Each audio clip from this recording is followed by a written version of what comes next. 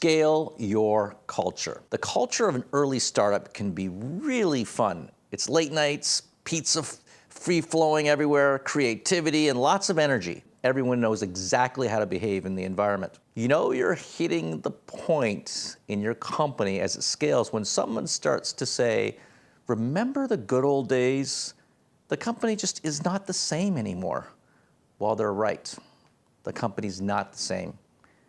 Even so, scaling your culture can be one of the easiest, lowest cost ways to increase the success for your business. Core values are a reflection of who you are in your company. Core values are the guardrails guiding the decision-making process throughout the life of the business. I once had the opportunity to visit the office for Zappos and saw a book sitting on the CFO's desk called Mastering the Rockefeller Habits by Vern Harnish, in which he builds off some concepts from Jim Collins and others. One of the best defined culture stories of any startup in the last decade was Zappos.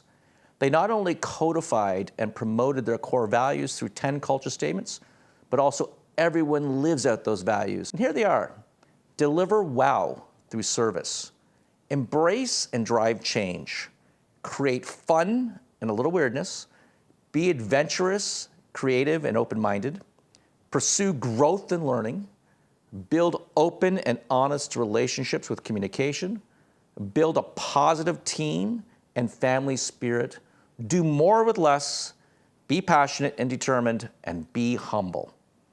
During my struggles at Hostopia, I had the opportunity to read the book Mastering the Rockefeller Habits, which came out before Vern Harnish published Scaling Up, and I discovered how effective value statements can be in defining your culture.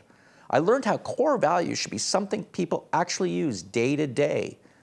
It becomes the language of the company.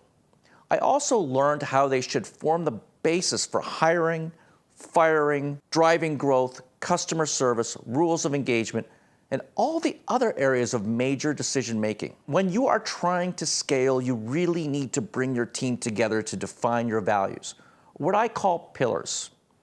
At Hostopia, we had 4 pillars. First and foremost is respect, recognize greatness, we spend it like our own. When our customers succeed, we succeed.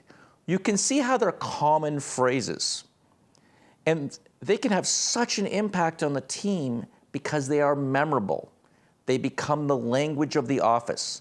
Unlike mindless mission statements hanging on a wall, these have become part of our lexicon, ingrained in our thinking, and therefore are our guideposts for decision making. On that note, knowing your personal values is a great place to start.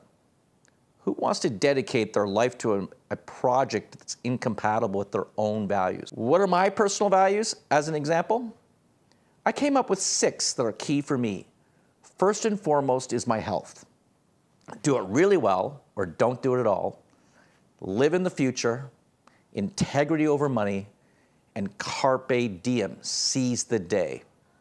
You can see how some of these personal values have transferred into company values as well. In one of our companies, we had a value called do crazy things, not stupid things, which really comes from the same message as carpe diem, or seize the day. Scaling your culture is the least expensive thing you can do to scale your business.